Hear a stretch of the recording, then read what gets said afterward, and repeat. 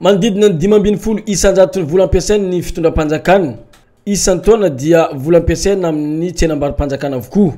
Raha jerena ny zavanisy nanomboka ny enim-bolana voalohany tamin'ny taona 7.4 ity dia mananika hatramin'ny 100 miliara ariary eo ny vola nivoaka tao anatin'ny sehatra io.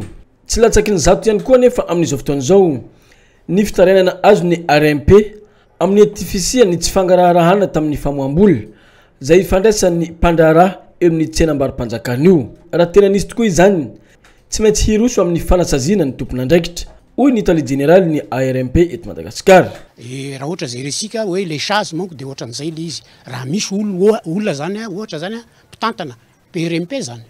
PRMP moa zany no tendren'ny lehibe ny androm-panjakana na ny ministère isolo tena anazy amin'ny fitantanana an'ity senam-barim-panjakana ty eo ny ministère sy ny sampandraharaha-panjakana dia izay olona zay zany raha ohatra ka misy any tsy fanazana an'le didy amandalana mifehy senam-barim-panjakana dia amin'izay fotoana zay dia ny ARMP manomboka aty amin'ny ARMP zany ny ohatrany hoe anasazy azy satria zahay dia mahazo taritra avy amin'le ataontsika hoe ny vomière zay mpanaramaso satria mifandray ihany ireo dia rehefa fantatra izay zavatra zay dia zay zany dia fa misy karazana chasse zany atao ahantona le olona ohatra zany.